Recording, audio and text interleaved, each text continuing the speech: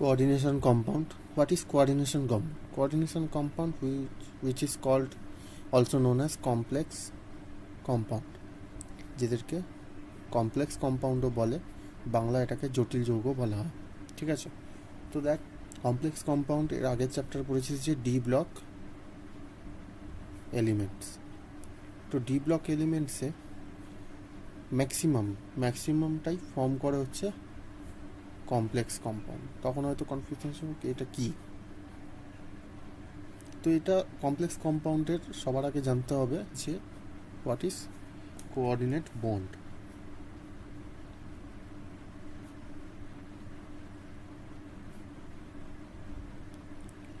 Coordinate bond হচ্ছে ধর একটা মেটালের সাথে একটা পারফেক্ট সিগমা বন্ড করা একটা লিগান্ডের সাথে। এবার তাহলে একটা কোশ্চেন আসবে হোয়াট ইজ লিগান্ড, এটা কী জিনিস সেটাও আসবো, বাট এইটুকুনি বোঝ যে এটা একটা সিগমা বন্ড থাকে and it is very strong, খুবই স্ট্রেংথ, এর বন্ড স্ট্রেংথ হচ্ছে সব থেকে বেশি। ঠিক আছে, তো দেখ এবার ফার্স্ট অফ অল যে কী কী পয়েন্ট আমাকে জানতে হবে এটা নিয়ে। ফার্স্ট জানতে হবে যে কেন তৈরি হয় বা এটা কি কোন টাইপের হয়। এটা একটা সল্ট, ঠিক আছে, more than 2 and 3 salt mix হয়ে তৈরি হয় সল্টটা। এই সল্টটার একটা ক্যারেক্টারিস্টিক্স হচ্ছে যে ওয়ান টাইপ অফ ডবল সল্টের মতো। ঠিক আছে, one type of double salt বলতে, তো ডবল সল্ট বলতে যেমন ধর NaCl টাইপের, ওটা হচ্ছে সিঙ্গেল সল্ট। ডবল সল্ট বলতে হচ্ছে ধর এই নামটা শুনেছিস হয়তো, মোহর সল্ট। ঠিক আছে, এর ইকুয়েশন আমি লিখছি না কারণ এটা মনে রাখার জন্য নয়, বাট তাও আমি যদি পরীক্ষা কখনো কখনো কোশ্চেন দিয়ে দেয়, তো আমি যদি মোহর সল্ট লিখতে চাই, তো মোহর সল্টের ফর্মুলা কী ছিল জানো? কী ছিল কেউ বলতে পারবে? যাই হোক, কেউ জানে না, FeSO4। আমিও জানতাম না, কিন্তু পড়তে হয়েছে। NH4 2 SO4 আর 6H2, এটা মাস্ট, মানে এইগুলো ভুলে গেলেও চলবে, কিন্তু এটা ভুলে গেলে চলবে। No salt without any water molecules is not salt. ঠিক আছে, তো এবার দেখ ফার্স্ট তোকে জানতে হবে double salt and complex salt.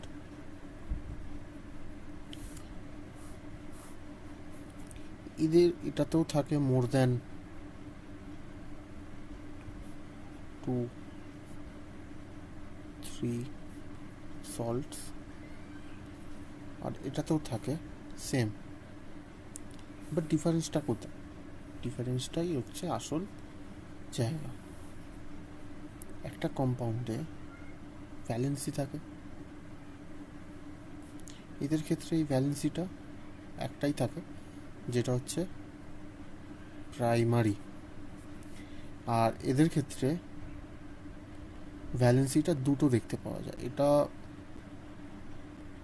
Warner স্পেলিংটা একটু গন্ডগোল আছে, ওয়ার্নার থিওরি। আর ওয়ার্নার এক্সপেরিমেন্ট করে দেখেছে, ইনিস এক্সপেরিমেন্ট দেখেছে যে দু রকমের ভ্যালেন্সি দেখা যাচ্ছে। ঠিক আছে, একটা হচ্ছে প্রাইমারি, এটা হচ্ছে সেকেন্ডারি। এইখানে এসে এরা ডিফার। ঠিক আছে, এটা তো থিওরিটিক্যালি, মানে এটা ওয়ার্নার বলছে থিওরিটিক্যালি, সেটা থিওরিতে আমরা, বাট বাই অবজারভেশন কি এটাতে ব্রেকডাউন হয়ে যায়। ব্রেকডাউন বলতে প্রত্যেকটা আয়ন্স আমি ব্রেকডাউন করতে পারবো, বাট এখানে নট পসিবল। ঠিক আছে, নট পসিবল। কেন নট পসিবল? কারণ এরা একটা স্পিয়ারের মধ্যে চলে যায়। ধর এখানে লিগান্ড দিয়ে দিলাম, ঠিক আছে, লিগান্ড ধর 6টা, তাহলে K4, এখানে একটা ভ্যালেন্সি পাবো, এরও একটা ভ্যালেন্সি পাবো, এটা সেকেন্ডারি, এটা প্রাইমারি। ঠিক আছে, তো এই ভ্যালেন্সি কেন ভ্যারিয়েবিলিটি দেখায়? ভ্যালেন্সি ভ্যারিয়েবিলিটি দেখানোর জন্য দুটো অপশান আছে, একটা হচ্ছে ডি ব্লক, একটা হচ্ছে ওই যে সিগমা বন্ডের যে স্ট্রংনেস, সেটার জন্য এটা ভাঙতে পারে না, বাট এও শো করে যখন এটা আয়নিক ফর্মে চলে আসে তখন আমরা এই ভ্যালেন্সিটা দেখতে পাই।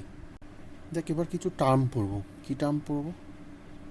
Important terms, TERMS terms. তার মধ্যে মোস্ট ইম্পর্ট্যান্ট হচ্ছে সেন্ট্রাল অ্যাটম বা সেন্ট্রাল আয়ন অর অ্যাটম। ঠিক আছে, তো সেন্ট্রাল অ্যাটম ম্যাক্সিমাম টাইম, মানে যদি ম্যাক্সিমাম টাইম দেখি, ম্যাক্সিমাম টাইম টি ব্লক এলিমেন্টসটাই হয়। কেন? ফার্স্ট অফ অল এদের valency most of the time variable দেখা যায়, ভ্যারিয়েবল হয়। আর দুই হচ্ছে যে এদের এক নম্বর পয়েন্ট তো এটা ভ্যালেন্সি, আর দুই হচ্ছে যে vacant D orbital like 4s 4p vacant থাকে, এরা ম্যাক্সিমাম টাইম ভ্যাকেন্ট থাকে, বাট এটা থাকে কিন্তু ভ্যাকেন্ট থাকে। সেই জন্য এখানে ইজিলি লিগান্ডগুলো এসে জয়েন করে কোঅর্ডিনেশন কম্পাউন্ড তৈরি করতে পারে। তো নেক্সট পয়েন্ট হচ্ছে যে লিগান্ড। মানে লিগান্ড টার্মটা হয়তো এসছে কোথাও থেকে, বাট লিগান্ড টার্মটা এসছে লোন পেয়ার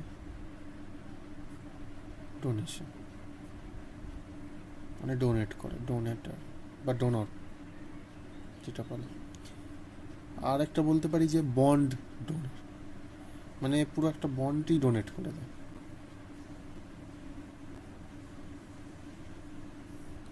তো এবার লিগান্ড এরা ডোনেট করে, মানে ডোনার। তো এদের একটা ধর লিগান্ড, একটা এলআই, এদের টাইপ হয়। যদি একটা ডোনার সাইড থাকে তাহলে এটাকে বলা হয়, যদি ইফ ওয়ান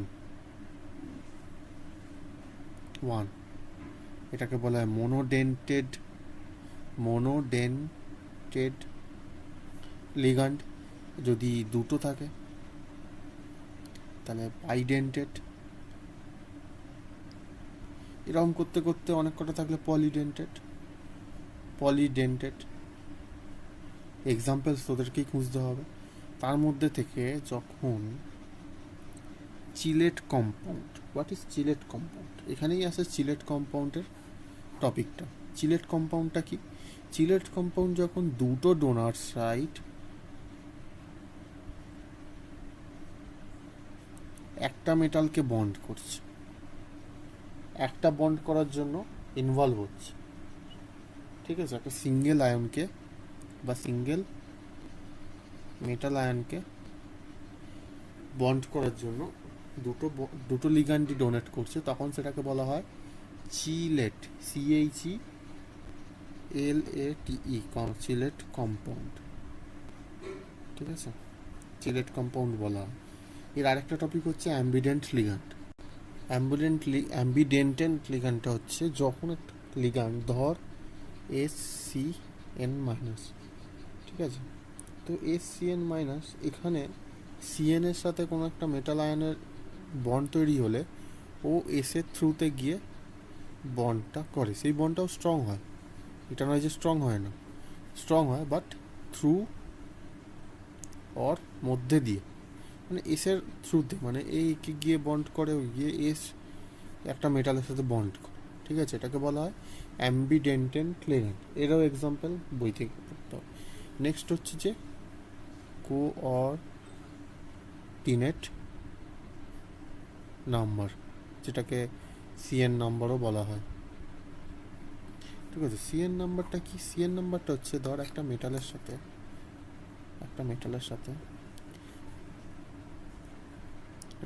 সাথে যখন একটা, দুটো, তিনটে, যতগুলো সিগমা বন্ড, এই নয় যে একটা একই রকমের সাথে, ধর L2 আছে, L2 আছে বা L3 আছে, নাম্বার অফ লিগ্যান্ডস হতে পারে একটা মেটালে, বাট যতগুলো সিগমা বন্ড, তাহলে number of sigma bond is the number of coordination number. বোঝা গেল? তো এর কিছু স্ট্রাকচার দেখতে হবে। তো স্ট্রাকচার ম্যাক্সিমাম মানে মেজরলি 5 রকমের হয়।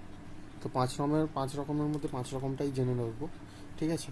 তো 5 রকমের মধ্যে ফার্স্ট আসছে হচ্ছে টেট্রাহাইড্রাল সলিড স্টেটে ছিল, এটা নিয়ে অনেক ডিসকাশন হয়েছে। টেট্রাহাইড্রাল, হোয়াট ইজ টেট্রাহাইড্রাল মানে পিরামিড টাইপের দেখতে হয়। ধর এটা এম এল, এই স্ট্রাকচারটা আমি কেমিস্ট্রিতে SN মোস্ট প্রবাবলি অর্গানিকের একটা চ্যাপ্টারে করেছিলাম। টেট্রাহাইড্রাল মানে এরকম দেখতে হবে। বোঝা গেল? টেট্রাহাইড্রাল হয়ে গেল। তো দেখ, এটা হচ্ছে স্কোয়ার প্লেনার, মানে হচ্ছে একটা প্লেনের মধ্যেই থাকে, তাই সিঙ্গেল স্টিক দিয়ে দিয়েছি। এটার মনে হচ্ছে অ্যাবভ দ্য প্লেন,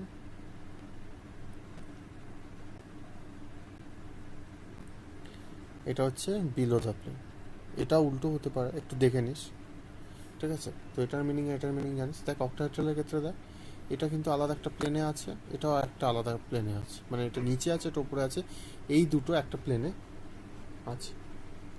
বোঝা গেল? এটা আলাদা জিনিস। দেখ এটার এই তিনটে হচ্ছে একটা প্লেনে আছে, এই দুটো আলাদা আলাদা ডিরেকশন, মানে ওপর নিচে আছে বা প্লেনের ওপর ডিফার করছে। একটা প্লেনের এইভাবে আছে, একটা এইভাবে আছে, বা একটা এইভাবে থাকতে পারে। বুঝতে পারলাম? এটাও same, below the plane above the plane. Square, এটার নাম হচ্ছে, লেখা হয়নি, স্কোয়ার পিরামিড, ঠিক আছে। কখনো কখনো দিয়ে দেয় পরীক্ষা, জাস্ট জেনে রাখার জন্য। দেখ কোঅর্ডিনেশন স্পিয়ার, এই স্পিয়ারটা হচ্ছে one of the important topic of that compound or chapter. Main হচ্ছে যে এর মধ্যে আমি একটু আগে বলেছিলাম, বা আগের টপিকে বলেছিলাম যে ধর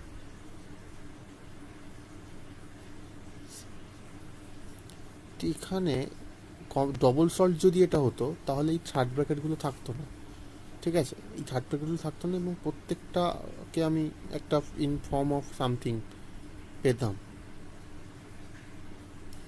বাট এটা ডবল সল্ট হলে, এটাকে ডবল সল্ট বলে আমি এটা পেতাম।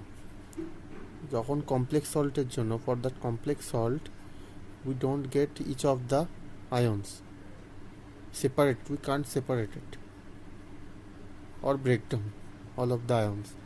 Actually এটাকে রিপ্রেজেন্ট করার জন্য, এই নন ব্রেকেবল টার্মসটাকে রিপ্রেজেন্ট করার জন্য FeCN6 3 plus or minus what ever, sorry 3 minus হবে। তো এখানে এই জিনিসটাকে ভাঙাই যায় না, এটাকে কোনোদিন আর ভাঙানো যাবে না। তো এটাকে বলা হয় কোঅর্ডিনেশন স্পিয়ার। বোঝা গেল? Oxidation number of coordinate compounds is known as that secondary valency, যেটা কোঅর্ডিনেট স্পিয়ারের মধ্যে দেখতে পাওয়া যায়, সেই স্পিয়ারের মধ্যে দেখতে পাওয়া যায়, অ্যান্ড যেটাকে আমরা কখনো কখনো রিপ্রেজেন্ট করি। যদি কোনো একটা কম্পাউন্ড লিখি, তখন ওরা 3+ লিখে দিই, বা ইন নোমেনক্লেচার, ধর একটা কম্পাউন্ড ধর CuCN4 3-, বাই দ্য ওয়ে এইটাকে অলওয়েজ থার্ড ব্র্যাকেট দিয়ে, আমরা থার্ড ব্র্যাকেট জানি, থার্ড ব্র্যাকেট দিয়ে রিপ্রেজেন্ট করা হয়।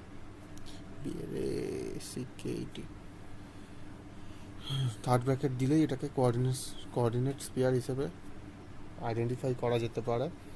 অ্যান্ড এটাকে ইন টার্মস অফ রিপ্রেজেন্ট করা যেতে পারে। ফার্স্টের ব্যালেন্সই বার করতে হবে, কীভাবে ব্যালেন্স বার করতে হবে।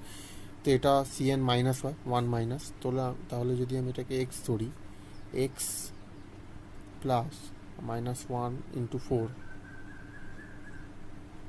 Equals to -3।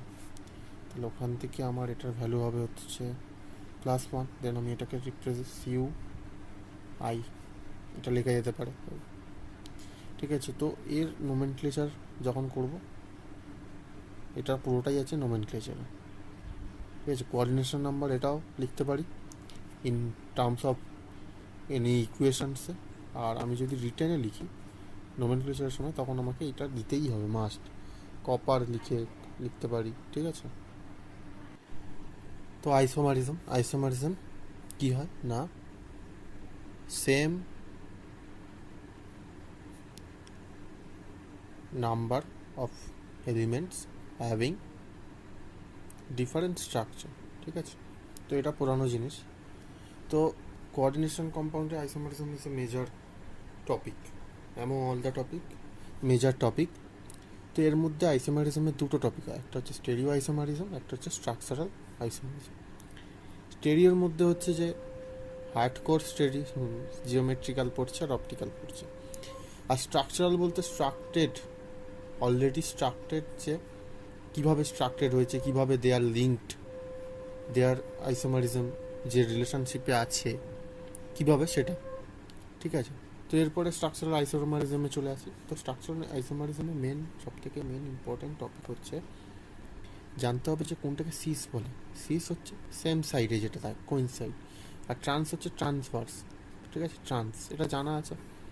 দেখ এখানে ক্লোরিনগুলো একটা সাইডে আছে, NH3 একটা সাইডে আছে, বাট এখানে দেখ অপোজিট সাইডে আছে। হ্যাঁ, এবার সিমিলারলি এখানে যদি 6টা থাকে, মানে কোঅর্ডিনেশন নাম্বার 6, তখনও দেখ ক্লোরিনগুলো একদিকে আছে আর এইটা দেখ অপোজিটে আছে। তো এবার সিমিলারলি তুই এখানে 4টে ক্লোরিন হতে পারতো, এখানে NH3 হতে পারতো, এখানে অন্যান্য লিগ্যান্ডও হতে পারতো। বাট এখানে তোকে দেখতে হবে যে মেন চেঞ্জেসটা কোথায় হচ্ছে। সিস আর ট্রান্স ব্যাপারটা কিন্তু খুবই কমন জিনিস। একটা হচ্ছে একদিকে থাকবে সিসে, ট্রান্সে। এবার দেখ এরা 4জন, তুই বলবি এটা তো একদিকে 4জনই আছে, আবার এখানে দেখ এখানেও একদিকে আছে। তখন সিসের দিকে নজর রাখবি যে সিসে দেখ এইটা একদিকে আছে, এটা আর একদিকে আছে, এদের মধ্যে একজন খালি এদের মাঝখানে একজন চলে এসছে, বা এটা এর মাঝখানে চলে এসছে। সিমিলারলি বোঝা গেল? দেখ দেখ এবার আরেকটা জিনিস হচ্ছে ইম্পর্টেন্ট, হচ্ছে একটা ফেসিয়াল, একটা হচ্ছে মেরিডোনিয়াল, মার ফেস, ঠিক আছে। ফেসিয়ালে ভালো করে দেখ যে সিমিলার লেগান্ডগুলো আছে তারা একদিকে আছে, এখানে দেখ আলাদা দিকে আছে, ঠিক আছে। তো আলাদা দিকে থাকতেই হবে, মানে এরা যদি এখান থেকে কিছু একটা চেঞ্জ হচ্ছে, দেখ এরা দুটো কিন্তু আলাদা আলাদা লিগ্যান্ডের group, they are facing each other, মানে ফেস যদি মিনিংস দিয়ে এক্সপ্লেন বা মনে রাখতে চাস। আর এখানে দেখ কোনো একটা জায়গায় গিয়ে কোনো এনি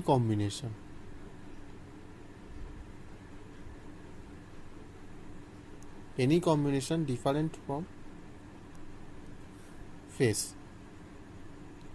ঠিক আছে। এবার নোমেনক্লেচারে কী হবে, ফেস দিয়ে তারপর যে নেমটা আছে সেটা, তাহলে বোঝা যাবে যে এর অরিজিনাল যে নামটা, তাহলে শুধু নেম আর তার সাথে তার আইসোমার হচ্ছে ফেস, বোঝা গেল। নেক্সট হচ্ছে অপটিক্যাল আইসোমারিজম। অপটিক্যাল আইসোমারিজম পুরোটাই হচ্ছে লাইটিং এফেক্ট অ্যান্ড এটা মিরর এফেক্ট দেখা যায়। তুই এর আগে পড়েছিস যে ডি কনফিগারেশন, এল কনফিগারেশন, এখানেও সেম। ভালো করে দেখ, মিরর এফেক্ট হচ্ছে, একটাকে ডেক্সট্রো বলা হয়, একটাকে লেভো বলা হয়। এখানে সিমিলারিটিস আছে ডি আর এল, এটা পুরোপুরি তোর এতে থাকবে, মানে পুরোপুরি যদি অর্গ্যানিকের পার্ট, তাও আমি একটা দেখিয়ে দিচ্ছি। দেখ এখানে একটা ক্লোরিন আছে, এখানে একটা ক্লোরিন আছে, ঠিক আছে। পিটির এগেনস্টে যদি আমি দুটো এন দিয়ে কম্পাউন্ড করি, ধর এখানে ইএন, এই একটা, হ্যাঁ এই রাউন্ডটা হচ্ছে দুটো বন্ড। আমি বলেছিলাম যে দুটো ডোনার সাইড দিয়ে একটা অ্যাটমকে কানেক্ট করে, তো এরকমভাবে করিয়েছে। দেখ এবার দেখ এর মিরর এফেক্ট কী হবে, এদিকে দুটোতে সিএল হবে,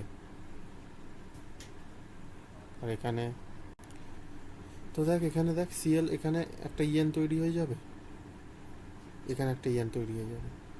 ভালো করে দেখ, একটা মিরর এফেক্ট আছে, আমি আঁকাটা ভালো করে আঁকিনি, যে এটা হচ্ছে মিরর, ঠিক আছে, একটা হচ্ছে ডি, একটা হচ্ছে এল, বুঝতে বললাম। নেক্সট যেটা হচ্ছে লিঙ্কেজ আইসোমারিজম। লিঙ্কেজ আইসোমারিজমে দেখ, ভালো করে দেখ, এখানে যদি তুই দেখতে পারিস, তো দেখ এখানে দেখ এনসিএস আছে আর সিএন আছে। তো এখানে ফার্স্টে এন এর সাথে কানেক্টেড ছিল, ঠিক আছে, এস কানেক্টেড ছিল থ্রু আউট এন, অ্যাম্বিডেন্ট লিগ্যান্ড, আর এখানে এন কানেক্টেড আছে থ্রু আউট এস, ঠিক আছে। নেক্সট হচ্ছে যে এবার একটা এক্সাম্পল দিয়েছি, দেখ এখানে এনএস থ্রিটার অনুকালিটি দেখায়, দেখ এটা রেড কালার দেয়, এটা ইয়েলো কালার দেয়, মনে রাখতে হবে না, বাট কখনো কখনো জাস্ট পড়ে রাখিস, অ্যাজ এ মেমোরি রেখে দিস। কখনো কখনো অপশান দেয় যে আইসোমারিজম একটা এক্সাম্পল দাও যেখানে কালার চেঞ্জ হয়, অ্যান্ড মেনশন করো সেই কালারটা। নেক্সট হচ্ছে যে কোঅর্ডিনেশন আইসোমারিজম। দেখ এখানে দেখ সিআর এর সাথে CN6 এর একটা রিলেশনশিপ আছে, এখানে সিওর সাথে NH3 একটা রিলেশনশিপ আছে। ঠিক পরেরটায় এটা দুজনেই কিন্তু দুটো একটা কম্পাউন্ড কমপ্লেক্স সল্ট, ঠিক আছে, একসাথে আছে। তো এরা লিঙ্কড কীভাবে, ভালো করে দেখ, এদের সাথে মিল আছে কি, এটা জাস্ট ক্রসড হয়ে গেছে, ক্রস, যেটা কোঅর্ডিনেশন আইসোমারিজম বলা, ঠিক আছে। তো এর ভালো আরও এক্সাম্পল প্র্যাকটিস করতে হবে, ঠিক আছে। এক্সাম্পল ফ্রম বুক। তো আয়নাইজেশন আইসোমারিজম ভালো করে দেখ, এখানে বিআর আয়ন বাইরে আছে, বাট ইন সেকেন্ডে বিআর ভেতরে চলে গেছে, আর SO4 যেখানে ভেতরে ছিল সেটা বাইরে চলে আসে। এটা বাইরে আসে না কোনো রিয়াকশান দিয়ে, এটা আগে থেকেই স্ট্রাকচার থাকে, বললাম যে স্ট্রাকচার নিয়ে ডিসকাশন করবো, স্ট্রাকচারাল থাকে, ঠিক আছে, এটা স্ট্রাকচারাল থাকে, কিন্তু দে আর লিঙ্কড বাই দ্যাট রিলেশনশিপ, যে আয়নাইজেশন লিঙ্কটা হচ্ছে আয়নাইজেশন আইসোমারিজম, এর সাথে এই আয়নটা আছে, বাট এর সিমিলার আয়ন ভেতরে আছে এই স্কোয়ারে, that's why they are isomer, they are isomer to each other, তারা নিজেদের পরস্পরের আইসোমার। এটাই হচ্ছে ফার্স্ট পার্ট। আর সেকেন্ড পার্টে ভ্যালেন্স বন্ড থিওরি থাকবে, যেটাকে VBT থিওরিও বলে, আর তার সাথে থাকবে ক্রিস্টাল ফিল্ড থিওরি আর IUPAC নোমেনক্লেচার, এটা আরেকটা পার্টে দেবো।